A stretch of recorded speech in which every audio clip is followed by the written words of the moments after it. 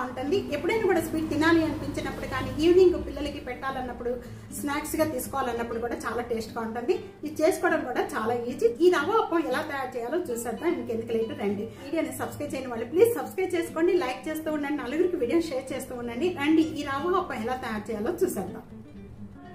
ముందుగా రవ్వ అప్పం తయారు చేసుకోవడానికి ఇక్కడ ప్యాన్ లో 1 టేబుల్ స్పూన్ గీ వేసుకోండి.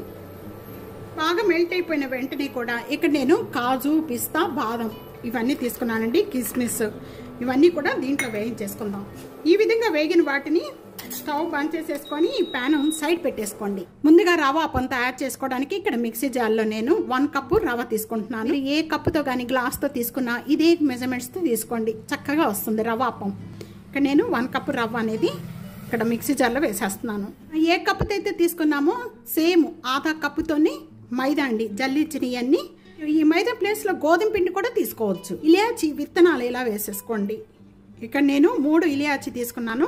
మీరు పౌడర్ ఉంటే పౌడర్ కూడా వేసేసుకోవచ్చు. కప్ అనేది బెల్లం పౌడర్ తీసుకున్నానండి. మీరు బెల్లం తురిమిదైనా కూడా తీసుకోవచ్చు, అలాగే పాకం పట్టుకొని కూడా తీసుకోవచ్చు. బెల్లం కరిగించేసుకొని ఆ కరిగించిన వాటర్ కూడా పోసుకోవచ్చు. అన్నీ వేసేసుకొని ఇలాగా మిక్సీ జార్ పట్టుకోవడం వల్ల ఇవన్నీ కూడా చక్కగా కలిసి చాలా సాఫ్ట్గా, చాలా టేస్ట్గా ఉంటుంది. ఉండలు లేకుండా సాఫ్ట్గా వస్తుందండి. మిక్సీ జార్ పట్టుకున్న ఇవన్నీ కూడా ఈ విధంగా బాగా మెత్తగా చేసుకోవాలి. చూస్తున్నారు కదా, ఇలా వాటర్ యాడ్ చేయకుండా ఇవన్నీ చేసుకున్నారంటే చక్కగా అన్నీ కలుస్తాయండి. ఇలా కలిసిన వాటిని అన్నింటిలో కూడా 1 కప్ అనేది వాటర్ పోసేసుకొని మళ్ళీ ఒకసారి మొత్తం కూడా ఒకసారి మిక్సీ జార్ పట్టుకుందాం. కూడా ఈ విధంగా మిక్సీ జార్ పట్టుకోవాలి. చూస్తున్నారు కదండి, ఈ వాటర్ పోసేసుకొని 1 కప్ అనేది ఈ విధంగా కొద్దిగా వాటర్ యాడ్ చేసుకుందాం. ఇదంతా కూడా ఒకసారి బాగా కలుపుకుందాము. కలుపుకుందంతా కూడా మిశ్రమం అంతా కూడా ఒక బౌల్లోకి వేసేసుకుందాము. అదంతా కూడా బౌల్లో వేసేసుకున్న వెంటనే కొద్దిగా వాటర్ యాడ్ చేసుకోండి. దీంట్లో వాటర్ యాడ్ చేసేసుకొని ఇదంతా బాగా లూజ్గా ఉండకూడదు, టైట్గా ఉండకూడదు. ఈ విధంగా ఉన్న పిండి అంతా కూడా ఇప్పుడు మంచి సాల్ట్ వేసుకోండి. చూసినట్లు సాల్ట్ వేయటం వల్ల చాలా టేస్ట్ వస్తుంది.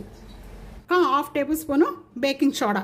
ఒకే డైరెక్షన్లో మొత్తం కూడా ఈ విధంగా కలుపుకోవాలి. డ్రై ఫ్రూట్స్ అన్నీ కూడా దీంట్లో కలిపేసుకోండి, నెయ్యితో సహా.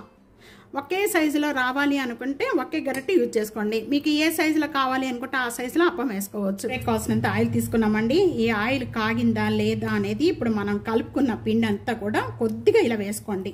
అలా మొత్తం కూడా పైకి రావాలి. బాగా మసులుతున్న ఆయిల్లో వేసుకుంటే అప్పం అనేది చక్కగా వస్తుంది. ఈ విధంగా వేసేసుకోండి. ఈ మీడియం ఫ్లేమ్లో పెట్టేసుకొని ఈ విధంగా మనం ఆయిల్ అనేది ఈ విధంగా వేసుకున్నారంటే పైన చక్కగా పొంగుతాయి. 1 సైడ్ బాగా వేగిపోయిన వెంటనే కూడా టర్న్ తిప్పేసుకోండి ఇలా స్లోగా. ప్యానంలో మనకి ఎన్ని అయితే పడతాయో అంతవరకే వేసుకోండి. ఆయిల్ బాగా కాగిన తర్వాత మీకు వేసుకుంటే అప్పం అనేది చక్కగా వస్తుంది. ఇక్కడ 2 సైడ్స్ కూడా ఇదే కలర్ వచ్చేంత వరకు కూడా వేయించుకోవాలి. కలర్ వచ్చేంత వరకు కూడా వేయించుకున్న వాటిని ఒక ప్లేట్లో తీసేసుకోండి. తొందరగా వేగిపోతాయి కాబట్టి అందుకనే మీడియం ఫ్లేమ్లోనే పెట్టుకొని వేయించుకోండి. హై ఫ్లేమ్లో పెట్టుకున్నారంటే కలర్ చేంజ్ అయిపోతుంది, లోపల అనేది రుచిగా ఉంటాయి. అన్నీ కూడా ఇదే విధంగా వేయించుకోవాలి. మనం బొంబాయి రవ్వ, బెల్లం కలిపి చేసాం కాబట్టి హెల్త్ కూడా చాలా మంచిదండి. చూస్తున్నారా, ఇన్ని రవ్వ అప్పాలైనాయి. పిల్లలకి లంచ్ బాక్స్లో పెట్టడానికి, స్వీట్ ఎప్పుడైనా తినాలి అనిపించినప్పుడు వెంటనే తయారు చేసుకోవడానికి చాలా ఈజీగా, చాలా టేస్ట్గా ఉండే రవ్వ అప్పం. ఈ విధంగా తప్పకుండా ఈ రెసిపీ ఇదే విధంగా ట్రై చేయండి. ట్రై చేసి మీకు ఎలా ఉందనేది కామెంట్స్లో తెలియచేయండి.